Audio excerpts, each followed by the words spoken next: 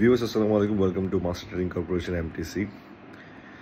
আমি আশা করছি আপনারা সকলে ভালো আছেন, যে যেখানে আছেন সুস্থ আছেন। অনেকদিন পর একটি ভ্লগ নিয়ে আসা, কারণ আমার অনেকগুলো পুরনো ভিডিওর কমেন্টে আমার সম্মানিত সাবস্ক্রাইবারদের অনেকজনই কমেন্ট করছেন যে অ্যাকচুয়ালি যেভাবে গাড়ির বাজার এখন, জাপান ডোমেস্টিক মার্কেট জেডিএম গাড়ির বাজারের যে অবস্থা এখন, প্রতি বছরই বাজেটে আসলে গাড়ির নিয়ে এভাবে করে পলিসিগুলো এমনভাবে হচ্ছে যে গাড়ির দাম প্রতি বছরই বাড়ছে, জাপানে বুকিং বাড়ছে, এবং এতে করে সাধারণ মানুষের নাগালের বাইরের প্রতিদিন কিন্তু একটি জেডিএম গাড়ি কেনার বা জাপান রিকন্ডিশন গাড়ি কেনার যে একটা সক্ষমতা, এটা দিন দিন কমে যাচ্ছে। একটা মিডল ক্লাস পরিবার বা একটা অফিসার, যে ধরেন একটা অফিসে জব করে, সে যদি অফিস থেকে একটা গাড়ি অ্যাভেল করে পায়, বিভিন্ন ব্যাংকার হতে পারে, এবং সেই ক্ষেত্রে দেখা যাচ্ছে তার একটি ইচ্ছা থাকে সে একটি জাপানিজ অরিজিনাল গাড়ি কিনবে because of obvious durability and reliability. আর সাধারণত যেগুলো লোন দিয়ে থাকে ওগুলো অ্যারাউন্ড 15 থেকে 20-22 লাখ টাকার মধ্যেই থাকে। আজকাল দেখা যায় কি, আপনি একটা অফিস থেকে গাড়ি পেলেও আপনার গাড়ি থেকে কিন্তু টাকা দিয়ে গাড়িটা কিনতে হচ্ছে, এবং এই ধরনের কার লোন যারা পেয়ে থাকেন অফিস থেকে, তাদের একটা চয়েস থাকে খুব স্বাভাবিকভাবে এক্সিও বা ফিল্ডার। কিন্তু প্রতিনিয়ত কিন্তু এই এক্সিও এবং ফিল্ডার নামক গাড়িগুলো এখন আর সাধ্যের গাড়ি বললে ভুল হবে, এগুলো এখন লাক্সারি গাড়িতে পরিণত হচ্ছে। একটা 2022-23 21-22-23 মডেলের এক্সিও ফিল্ডার কিন্তু এগুলো অলমোস্ট আপনার 30 লাখ টাকার কাছাকাছি আপনার চলে যাচ্ছে, রেজিস্ট্রেশন খরচ বাদে দিলাম। সো এই মতো অবস্থায় অনেকে চিন্তা করে যে না, ঠিক আছে, আকুয়া গাড়ি কিনবে, টয়োটা আকুয়া বা ভিটস। তো খুব কমই আসছে এখনও, ভিটসের যদিও হাইব্রিড ভ্যারিয়েন্টটা বের হয়েছে, কিন্তু তাও কেন জানি ভিটস কম আসছে। ইনফ্যাক্ট অ্যাকুয়াও এখন কম আসছে। অ্যাকুয়া হঠাৎ করে গত 2-2.5 বছরে কিন্তু কমে গেছে মানুষের নেওয়াটা, বিকজ আপনি খুব খেয়াল করবেন অ্যাকুয়া আমাদের এই বাংলাদেশে বিশেষ করে হ্যাশব্যাক গাড়ি যেগুলো আছে এগুলোর ডিমান্ড, আপনি যাই বলেন না কেন, হ্যাশব্যাক কম্প্যাক্ট গাড়িগুলো বাংলাদেশের ডিমান্ড বরাবরই কম।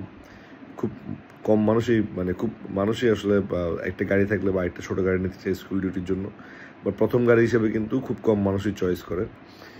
তো এই মতো অবস্থায় কী করণীয় বা কী গাড়ি কেনা যায়, এটা অনেকে আমার কাছ থেকে জানতে চেয়েছেন।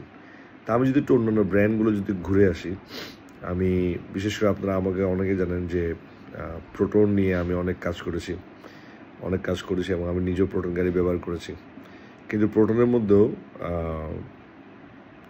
যে গাড়িটা ছিল প্রোটন সাগা, যেটা পিএইচপি থাকাকালীন সময়ে তারা মার্কেট করতো, আমার ব্যক্তিগত মনে হয় যেটা একটু ওভার ভ্যালুড গাড়ি ছিল তখনও।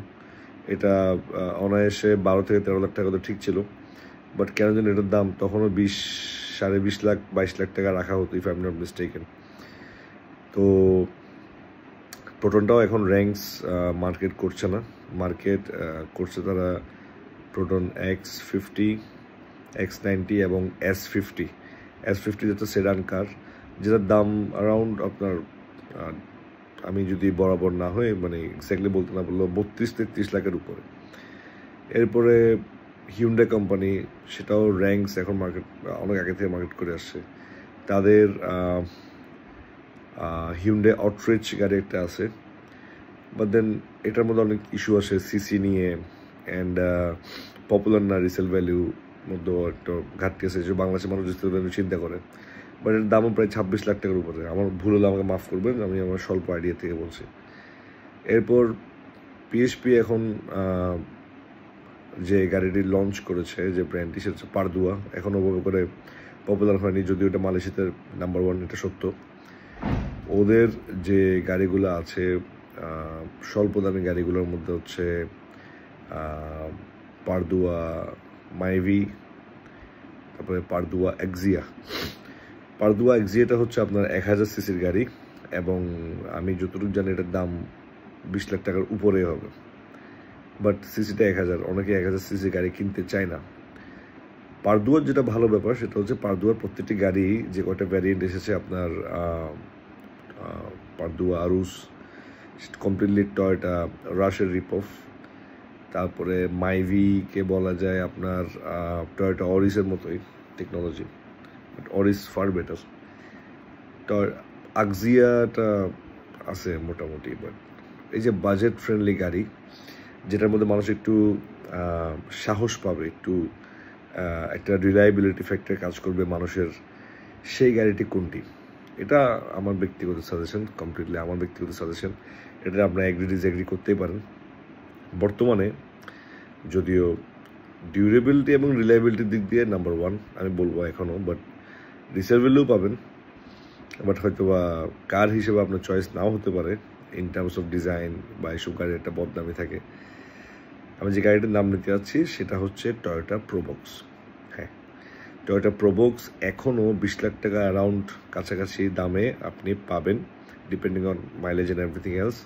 অ্যান্ড টয়োটা প্রোবক্সের মধ্যে আপনি এখন হাইব্রিডও চলে এসেছে। 2020 মডেল থেকে আপনি হাইব্রিড টেকনোলজি পাবেন।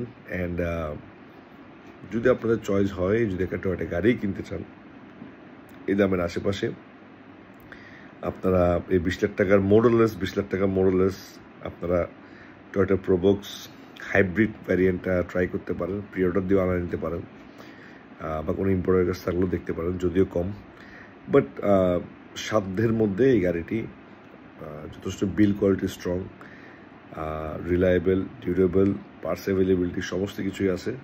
একটা জিনিস ল্যাকিং সেটা হচ্ছে ডিজাইনটা, বা আমরা যেটা গাড়ি হিসেবে আরেকজন যে অ্যাপ্রিসিয়েট করবে যে ঠিক আছে মানে একটা, ওই জিনিসটা আপনারা হয়তো পাবেন না। পিছনে বুট স্পেস ফ্যান্টাস্টিক, দারুণ, মাঝখানে দুটো সিট পুরোপুরি বেন্ড করে দেওয়া যায় এবং পুরোটাই আপনার দুজন ট্রাভেল করলে বা অনেকগুলো লাগেজ নিয়ে গেলে বা কোনো কিছু শিফট করতে গেলে ঘরের মেজর কোনো জিনিসপত্র আপনি ইউজ করতে পারবেন। সো আমার রিকমেন্ডেশন হচ্ছে টয়োটা প্রোবক্স হাইব্রিড 2020 মডেলের আশেপাশে আপনি 20 লাখের আশেপাশে মডেললেস দামে পেয়ে যাবেন। সো এই গাড়িটা দেখতে পারেন। সো আমার অনেক সাবস্ক্রাইবার ভাইয়েরা বা বোনেরা জিজ্ঞেস করেছেন, তাদের জন্য আমার পক্ষ থেকে এটাই সাজেশন। সো মাঝে মাঝে সময় নিয়ে আসবো আপনাদের মাঝে ফিরে। টিল দেন, আল্লাহ হাফিজ, আসসালামু আলাইকুম। দিস মোহাম্মদ ইসেক signing from Master Trading corporation.